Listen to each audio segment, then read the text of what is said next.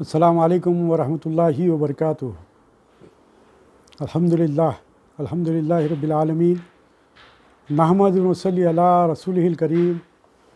अम्मा बाद, क़ाल अल्लाहु तआला फ़ी शानि हबीबिही इन्नल्लाह व मलाइकतहु युसल्लूना अलन नबी या अय्युहल्लज़ीना आमनू सल्लु अलैहि व सल्लिमू तस्लीमा। अल्लाहुम्मा सल्लि अला सय्यिदिना नबीना शफ़ीना हबीबना मौलाना मुहम्मदिन व बारिक वसल्लिम। अल्हम्दुलिल्लाह सुम्मा अल्हम्दुलिल्लाह कि हम आज से यानी हर जुमा को सीरत नबी सल्लल्लाहु अलैहि वसल्लम से मुताल्लिक़ कुछ आगाही हासिल करेंगे, क्योंकि हर मुसलमान के लिए ज़रूरी है कि वो अपने पैगंबर अल्लाह तबारक व तआला के आखिरी नबी और अल्लाह तबारक व तआला के हबीब मुहम्मद रसूलुल्लाह सल्लल्लाहु अलैहि वसल्लम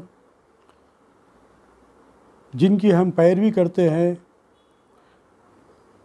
जो हमारी दुनिया और आखिरत को संवारने के लिए अल्लाह तबारक व तआला की तरफ से मुंतखब बंदे हैं,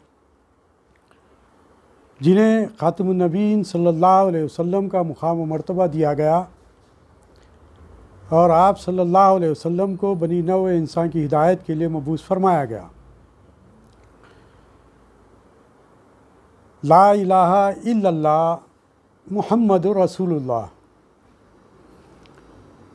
यानी ये कलमे तौहीद और रिसालत है, जिसके पढ़ने से, जिसके दिल से मानने से और ज़बान के इक़रार से कोई भी इंसान दायरे इस्लाम में दाखिल होता है। तो जो बुनियाद है हमारी वो कलमे तैयबा पर है कि ला इलाहा इल्लल्लाह मुहम्मदुर रसूलुल्लाह, नहीं है कोई माबूद सिवाय अल्लाह के, मुहम्मद सल्लल्लाहु अलैहि वसल्लम अल्लाह के रसूल हैं। तो हमारा ये फ़रीज़ा बनता है कि हम जिनकी पैरवी करते हैं, जिन्हें कुरान मजीद में कहा गया कि वअतीउल्लाह वअतीउर रसूल, कि अल्लाह की इताअत रसूल की इताअत है, रसूल की इताअत ही में अल्लाह की इताअत है। तो इस बुनियाद पर जिसकी हम पैरवी करते हैं, जिसको हम सबसे ज़्यादा चाहते हैं, सारे कायनात से ज़्यादा, हमारे माँ बाप से ज़्यादा, हमारी बीवी बच्चों से ज़्यादा, हमारी माल व मता से ज़्यादा, हत्ता ये कि हमारी अपनी जान से ज़्यादा अगर हम किसी को चाहते हैं तो वो आपके और मेरे आका सरवर कौनैन मुहम्मदुर रसूलुल्लाह सल्लल्लाहु अलैहि वसल्लम हैं। जब हम उनको इस कदर चाहते हैं, इस कदर मोहब्बत रखते हैं, तो फिर हमारा फ़रीज़ा भी बनता है कि उनकी सीरत से और उनकी तालीमात से भी हम आगाही हासिल करें। सरकार दो आलम सल्लल्लाहु अलैहि वसल्लम की विलादत से लेकर आपके पर्दा फरमा जाने की जो 63 साला जो ज़िंदगी है, उसके ताल्लुक़ से हम मालूमात हासिल करें कि आपकी सीरत तैयबा किस तरह रही है, आपकी ज़िंदगी किस तरह गुज़री है। ये और बात है कि वो सरकार वसल्लम को जो बात बतलाई गई कि आप खुलुक़िन अज़ीम हैं, और फिर उम्मुल मोमिनीन हज़रत आयशा सिद्दीक़ा रज़ियल्लाहु ताला अन्हा से जब सहाबा ने पूछा कि मोहम्मद सल्लल्लाहु अलैहि वसल्लम रसूलुल्लाह सल्लल्लाहु अलैहि वसल्लम कैसे थे, तो आपने एक ही जुमले में उस बात की तशरीह कर दी थी कि क्या तुम कुरान मजीद नहीं पढ़ते। मतलब ये कि सरकार दो आलम सल्लल्लाहु अलैहि वसल्लम की ज़िंदगी, सरकार दो आलम सल्लल्लाहु अलैहि वसल्लम की हयात मुबारका को अगर हम जानना चाहते हैं तो कुरान मजीद की हमको तिलावत करना पड़ेगा, कुरान मजीद को पढ़ना पड़ेगा, कुरान मजीद को समझना पड़ेगा। इससे हटकर जो दुनियावी जो ज़िंदगी सरकार दो आलम सल्लल्लाहु अलैहि वसल्लम की पैदाइश से लेकर 40 साल जो ज़िंदगी है आपकी नबूवत से क़ब्ल की, और फिर 40 साल की उम्र में आपके सर मुबारक पर दुनियावी एतबार से नबूवत का जो ताज आपके सर मुबारक पर रखा गया, उसके बाद से फिर 13 साल ज़िंदगी हमारे सामने मक्की दौर की आती है।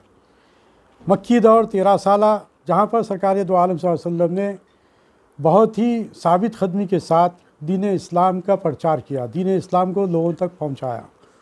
इसके अंदर बहुत से आपको ये सब मसाइब और मुश्किलात का सामना करना पड़ा, और फिर आखिरकार सरकार दो आलम वसल्लम को अल्लाह तबारक व तआला ने हुक्म दिया, तो आपने मक्के मुकर्रमा से हिजरत करके मदीने शरीफ को तशरीफ़ ले गए, और वहाँ पर आपकी बकिया ज़िंदगी वो 10 साल ज़िंदगी रही। इस तरह 10 साल ज़िंदगी को हम मदनी दौर कहते हैं। तो ये जो सरकार वसल्लम की 63 साल ज़िंदगी है, ये 63 साल ज़िंदगी में 23 साल जो ज़िंदगी है वो नबूवत की ज़िंदगी है, यानी बाद नबूवत सरकार वसल्लम की 23 साल ज़िंदगी रही। लेकिन 23 साल इस ज़िंदगी से पहले जो आपकी 40 साल जो ज़िंदगी रही है वो भी इंतहाई अहम तरीन ज़िंदगी रही है। तो असल हमारा मंशा यही है कि हम सरकार दो आलम सल्लल्लाहु अलैहि वसल्लम की विलादत से लेकर आपके पर्दा फरमा जाने तक आपकी ज़िंदगी किस तरह रही, किस तरह आपके शब व रोज़ गुज़रे, उससे हम वाक़फ़ियत हासिल कर सकें। इसके लिए हम लाज़मी बात है कि हम कुरान मजीद की भी हम तिलावत करेंगे, कुरान मजीद के आयात में भी सल्लल्लाहु अलैहि वसल्लम की सीरत को हम तलाश करेंगे, और फिर सीरत निगारों ने जो सीरत नबी सल्लल्लाहु अलैहि वसल्लम पर जितनी किताबें लिखी है उन किताबों का भी जहाँ तक हो सके मुमकिन हद तक हम मुताला करते हुए हम बात को जैसो आपके और सामने हम रखने की कोशिश करेंगे। इसमें और एक मेरी एक वजह यह है कि सीरत नबी सल्लल्लाहु अलैहि वसल्लम का एक अहम तरीन गोशा जो अज़वाज मुत्तहिरात से के साथ है, सरकार वसल्लम की जो ज़िंदगी का अहम तरीन गोशा अज़वाज मुत्तहिरात के साथ भी रहा है, तो वो गोशे को भी मैं चाहता हूँ कि मैं हमारे इस प्रोग्राम में शामिल करें, ताकि सरकार दो आलम सल्लल्लाहु अलैहि वसल्लम की अज़दवाजी ज़िंदगी किस तरह थी, सरकार दो आलम सल्लल्लाहु अलैहि वसल्लम ने जिन जिन ख़वातीन से निकाह किया उनके ताल्लुक़ से तफसीलात और उनके जो सिफ़ात हमीदा थे अज़वाज मुत्तहिरात के, वो भी हमारे सामने आए। क्योंकि इस बात से आप हम सभी वाकिफ़ हैं कि जिस घर में जिस घर की औरत अगर वो वफ़ाशुआर हो, वो किफ़ायतशुआर हो, वो अपने खाविन की फरमाबरदारी करने वाली हो, अपने घर को अच्छे तरीक़े से लेकर चलने वाली हो, उसमें समझदारी हो, उसमें अगर दीनदारी हो, तो फिर वो घर नूरानी घर कहलाता है।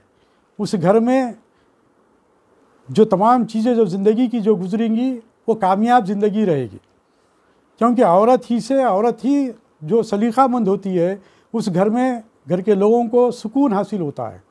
जहाँ पर सलीक़ा ना हो जिस औरत में, जहाँ पर औरत वफ़ाशुआर ना हो, जहाँ पर औरत किफ़ायतशुआर ना हो, वहाँ पर तमाम मसाइब और मुश्किलात का सामना करना पड़ता है। तो इसलिए एक औरत अगर बेहतर तरीक़े से अगर ज़िंदगी गुजारने वाली बन जाए तो एक घर पूरा जैसे सुधर सकता है। इसीलिए बात कही गई कि ये एक बात आम भी है, ये बात कि हर मर्द आदमी की कामयाबी के पीछे उसकी औरत का हाथ होता है। जैसा कि एक वाक़या भी हमारे इब्तदाई मजलिसों में जैसे वो वाक़या भी सामने आया कि औरतों को अल्लाह तबारक व तआला ने जहाँ पर बहुत सी अच्छी खुसूसियात जो अच्छी सलाहियतें उनमें अता की है, वहाँ पर यह भी सलाहियतें अता की है कि वो अपने घर को अच्छे तरीक़े से लेकर चल सकती हैं।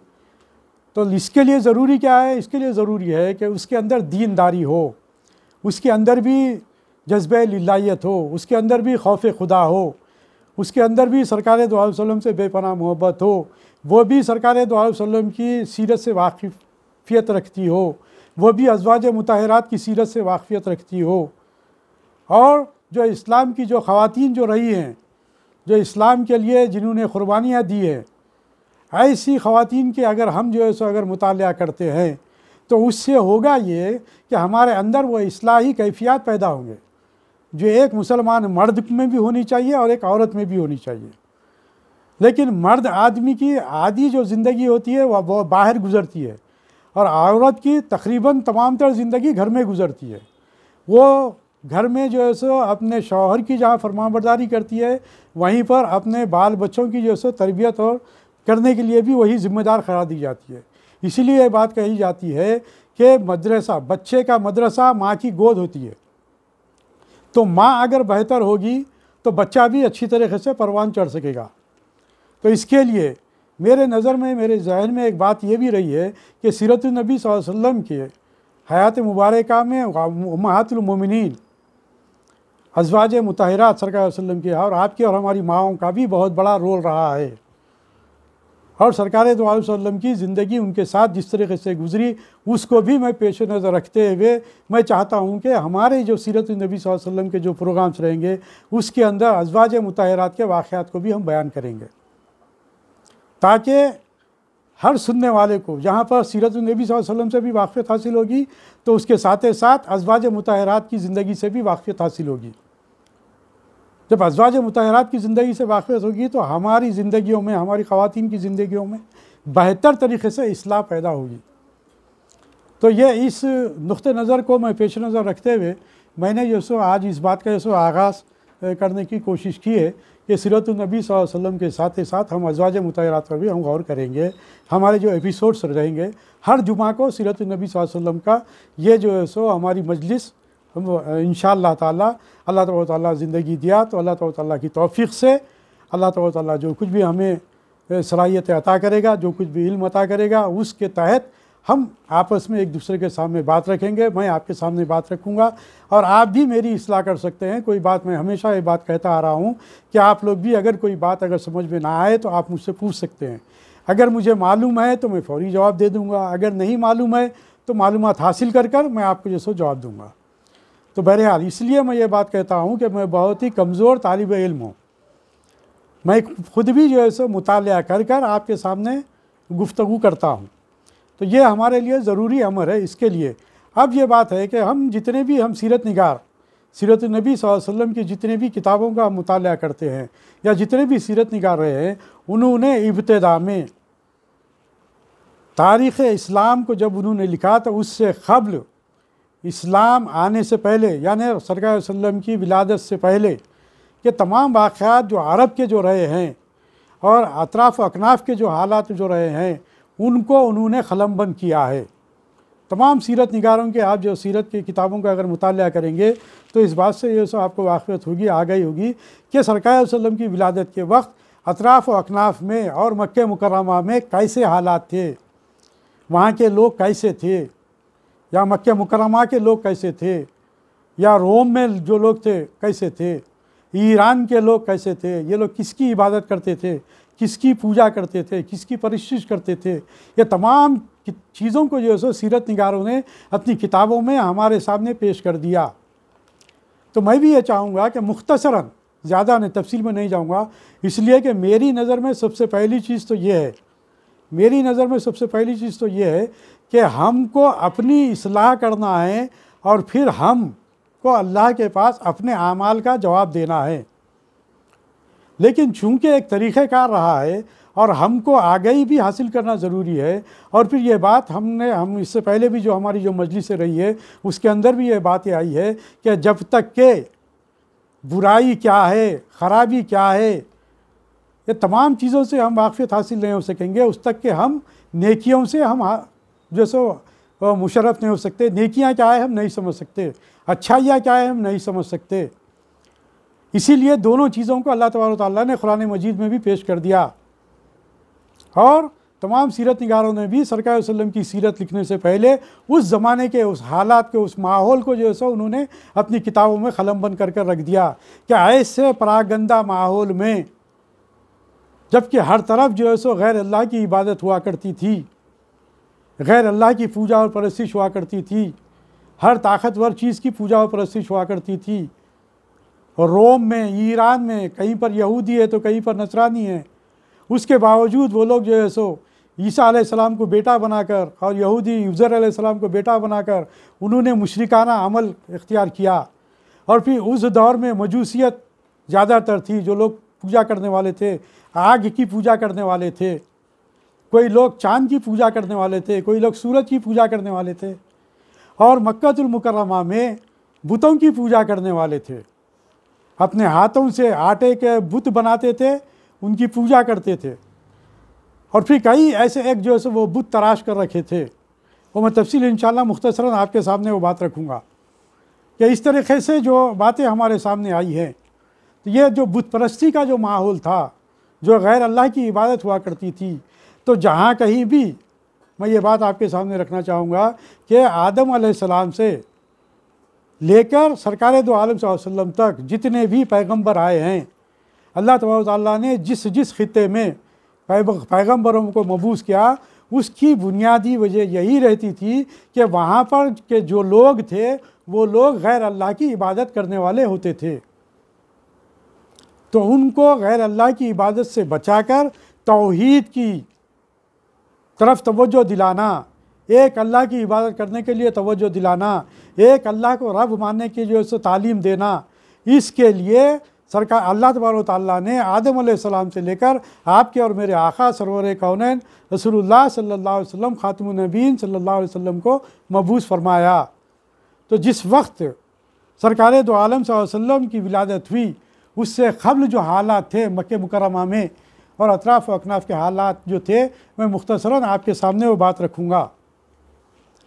पहली चीज़ तो ये कि उस वक़्त ये बातें हम तमाम चीज़ें वाकिफ़ हैं, लेकिन फिर भी मैं ये समझिए कि एक रिपीटेशन, ये समझिए कि आप लोगों को मालूमात होंगे, लेकिन फिर भी मैं ये बात कहना चाहता हूँ, चूँकि हम आज से सीरत नबी सल्लल्लाहु अलैहि वसल्लम को हम गौर व फ़िक्र करने के लिए, सरकार वसल्लम से रोशनी हासिल करने के लिए हम जो है सो बैठे हुए हैं।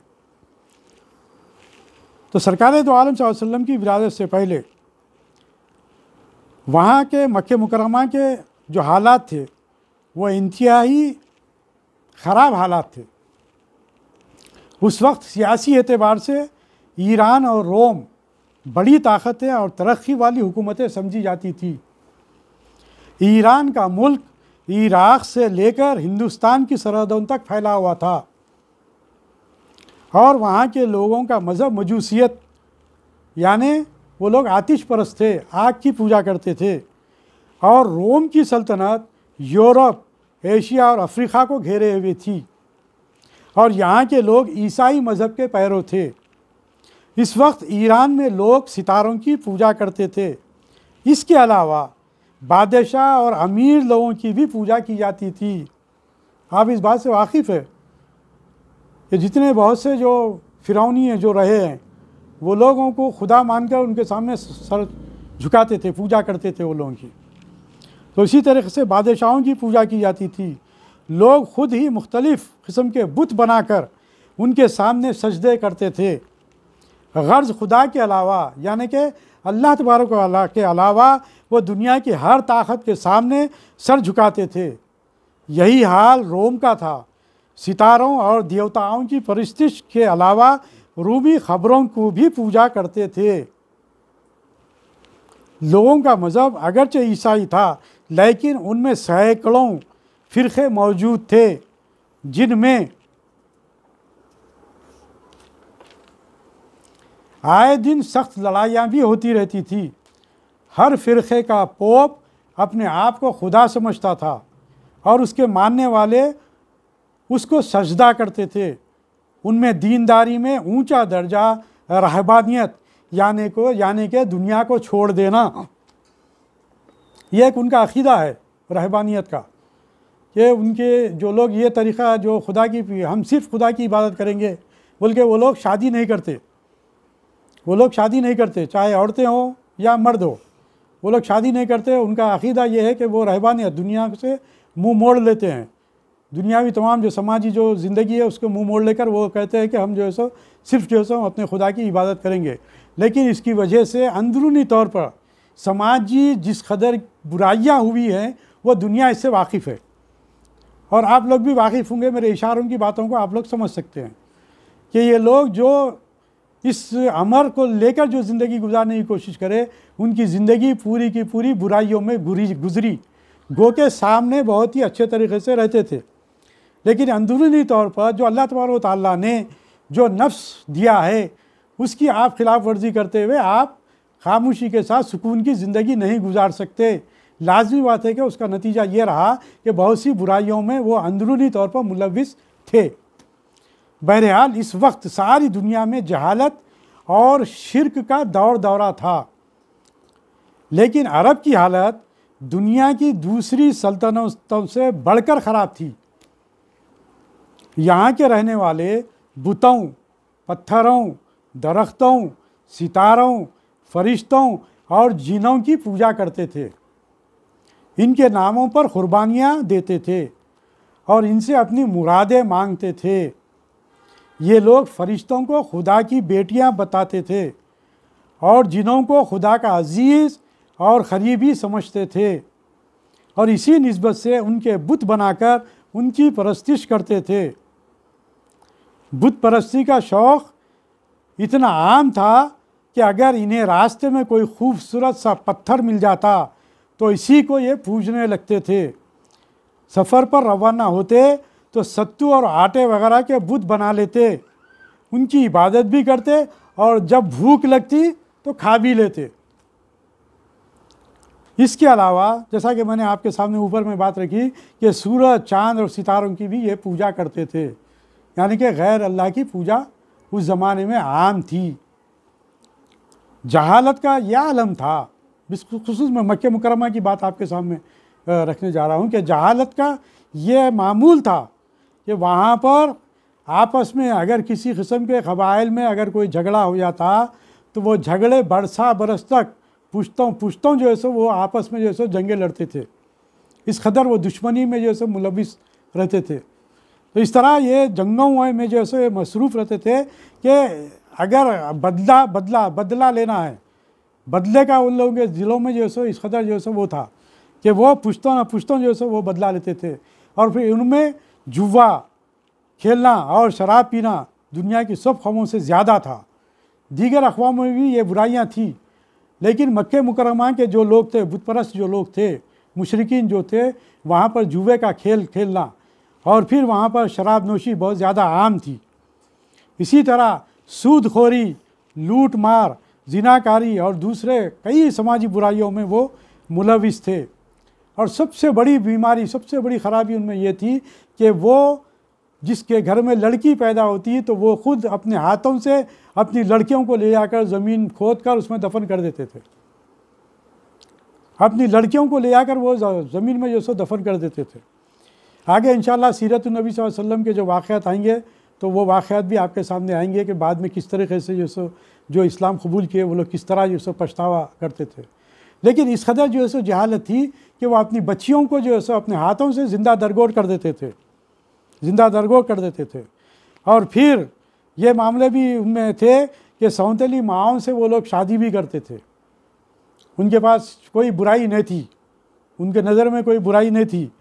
बहरहाल इस किस्म की जो सो बहुत सी बुराइयों में वो लोग घिरे हुए थे और बेशुमार जिस कदर जितने चाहे वो जो है सो शादियाँ करते थे, जितने चाहे वो लोग शादियाँ करते थे।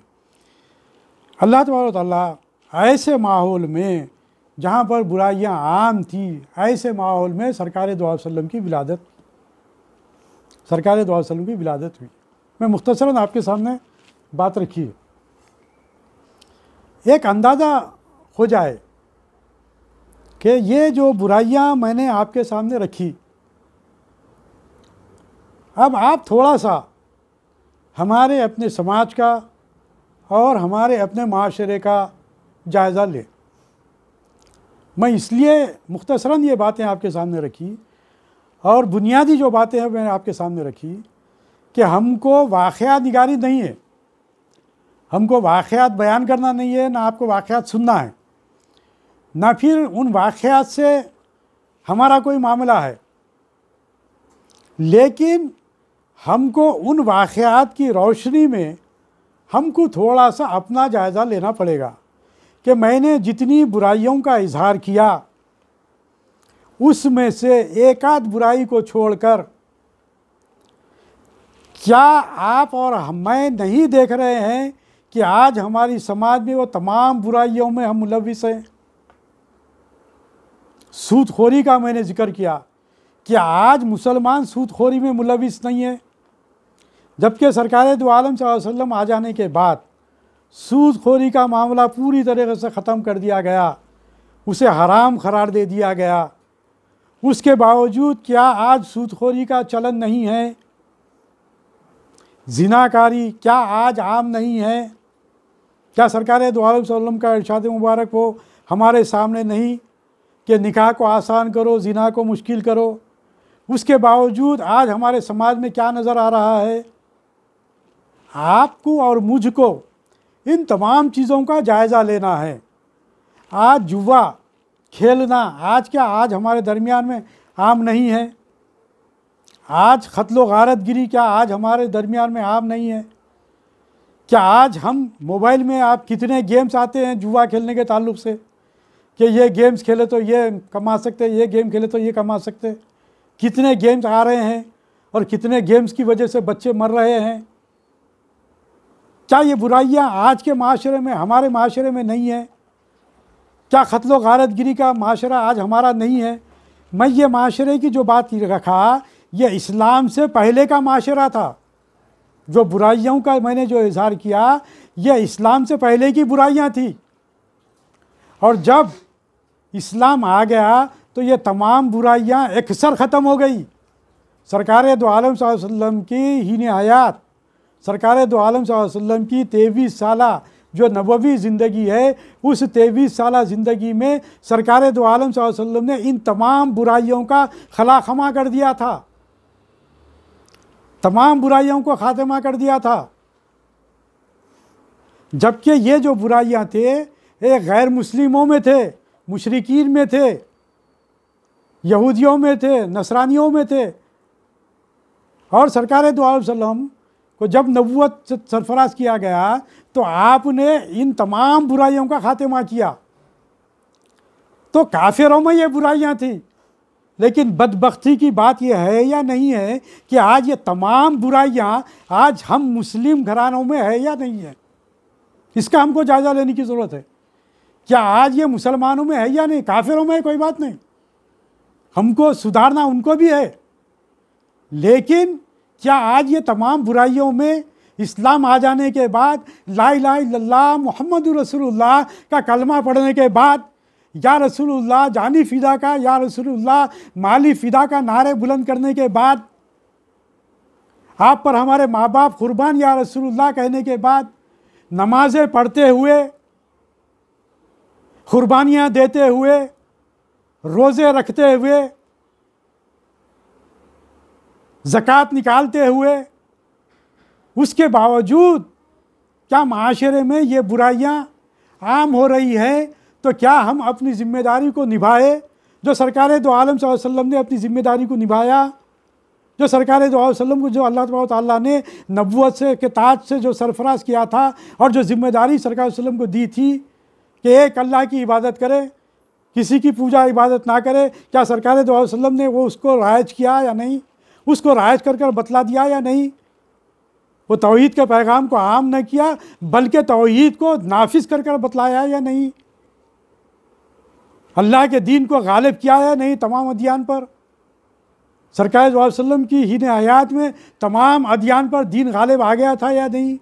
जब सरकार वसल्लम को हम अपना सब कुछ मानते हैं, सरकार वसल्लम की जैसी अजीम तरीन शख्सियत हमारे साथ है, कुरान मजीद दस्तूर और क़ानून हमारे साथ है जो हमारी रहबरी करता है, उसके बावजूद क्या वजह है कि आज मुसलमान ला इलाहा इल्लल्लाह मुहम्मद रसूलुल्लाह का इकरार करते हुए इन बुराइयों में मुलविस है?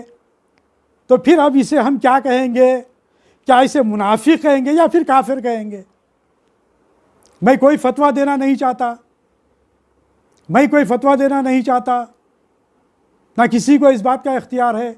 मैं जानता हूँ ये बात, मैं जानता हूँ ये बात, लेकिन फिर हमारी जिम्मेदारी की जो निभाना था, हमारी जो जिम्मेदारी जो अल्लाह तबारक व तआला ने हमें दी थी, अपने आप को संवारना था, अपने आप को नेकियों में ढालना था, लोगों को नेकी की तरगीब देना था, अपने आप को बुराइयों से बचाना था, लोगों को बुराइयों से बचाना था। क्या ये जिम्मेदारी हमारी अपनी नहीं है? क्या ये जिम्मेदारी उलमाए कराम की नहीं है? क्या ये जिम्मेदारी मशाइखीन उज़्ज़ाम की नहीं है? क्या ये जिम्मेदारी लीडर्स की नहीं है? क्या आपके अपने माशरे में सूदखोरी आम है। आप उसको रोकने के लिए, आप उसको ख़त्म करने के लिए आप अपनी जिम्मेदारी कहाँ तक निभा रहे हैं?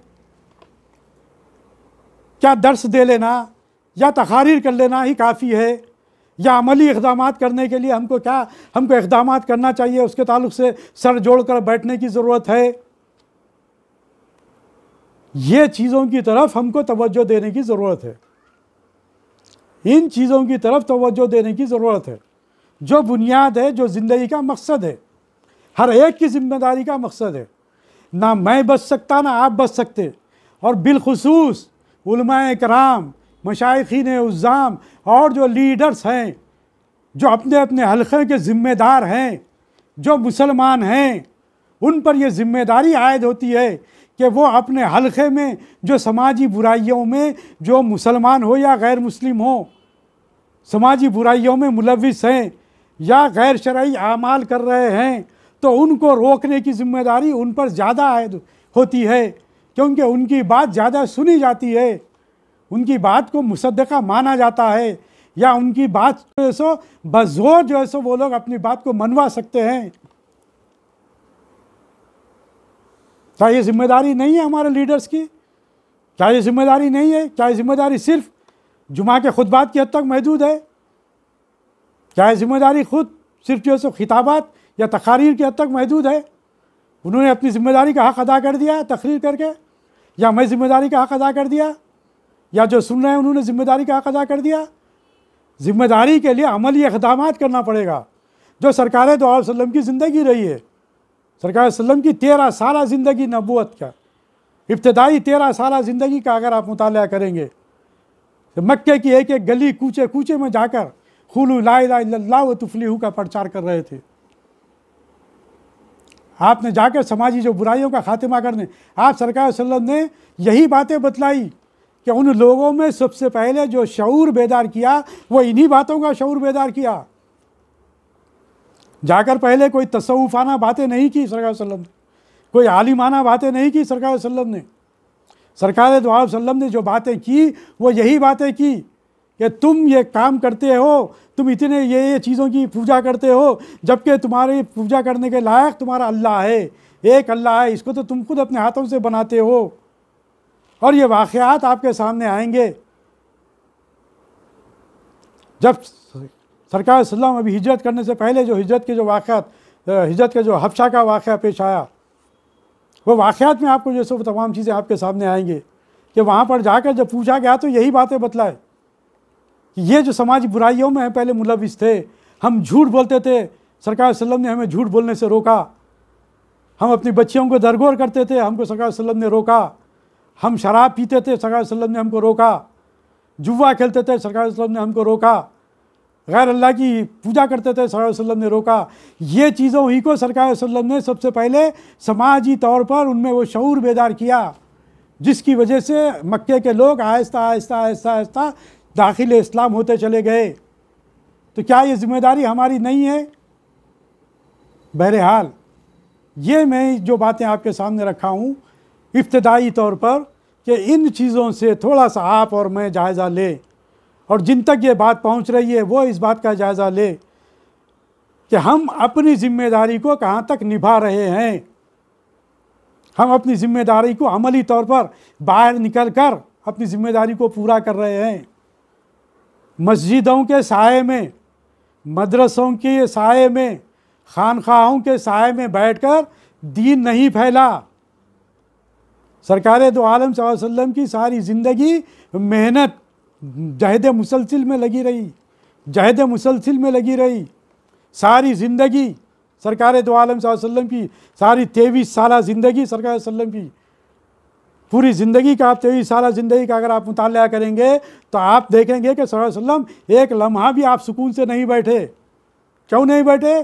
कि ये जो लोग हैं जिनके कदम गुनाहों की तरफ बढ़ रहे हैं, दोज़ख की तरफ बढ़ रहे हैं, उनको मैं किस तरह रोक लूँ, इस फ़िक्र को लेकर जो है सो सरकार वसल्लम की ज़िंदगी गुजरी और सहाबा कराम की ज़िंदगी गुजरी। आज माशरे में तमाम बुराइयाँ आम हैं, लेकिन माँ का पेट ठंडा, मैं अपनी खानखाह में, मैं अपने मदरसे में आराम के साथ, सुकून के साथ, एयर कंडीशन में बैठकर मैं दर्स कुरान भी दे रहा हूँ, दर्स हदीस भी दे रहा हूँ, और फिर जो है सो तमाम तालीमात से भी मैं आगाही कर रहा हूँ। खानखाहों में तसव्वुफ़ की तालीम दी जा रही है, अल्लाह को पहचानो, सरकार को पहचानो, और समाज की बुराइयाँ आम होती चली जा रही है, उसकी तरफ कोई हमको अमली तौर पर इक़दाम करने के लिए हमको ज़रूरत नहीं है। अल्लाहुम्मा हफ़िज़ना, अल्लाहुम्मा हफ़िज़ना, ये दीन नहीं है, मेरी नज़र में ये दीन नहीं है। मेरी नज़र में सरकार दो आलम सल्लल्लाहु अलैहि वसल्लम की विलादत से लेकर पूरी 63 साल ज़िंदगी मेरे लिए दीन है।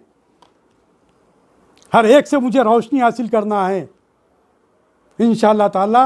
अल्लाह तबारक ताला से दुआ है, और आप लोग भी दुआ कीजिए कि अल्लाह तबारक ताला मेरे क़ल्ब व ज़हन को खोल दे, और मैं आप लोगों के सामने ऐसी बातें रखूं जिससे हमारे अंदर हकीकी मानों में दीन पैदा हो जाए। अल्लाह तबारक ताला से दुआ है, और आप लोग भी मेरे लिए दुआ करिए कि हमारे क़ल्ब व ज़हन खुल जाए, हमारे क़ल्ब व ज़हन मुनव्वर हो जाए, क़ल्ब व ज़हन असल दीन को हम पहचान सके, असल दीन की आगाही हम हासिल कर सके, हम सरकार दो अलैहि वसल्लम की मोहब्बत हासिल कर सके, अल्लाह तबारक ताला के अहकामात जो है उस पर हम अमल पैरा हो सके। अल्लाह तबारक ताला से दुआ है कि ऐ बारी ताला, आप जो है सो मुक़ल्लिबुल क़ुलूब है, आप हमारे दिलों को फेर दीजिए, आप हमारे जो है सो दिलों में नूर पैदा कर दीजिए, आप हमारे दिलों में या रब्बुल आलमीन या रब्बुल आलमीन हकीकी मोहब्बत पैदा कीजिए, हकीकी मोहब्बत पैदा कर दीजिए, और सरकार दो अलैहि वसल्लम की हकीकी मोहब्बत हमारे दिलों में पैदा कर दिए।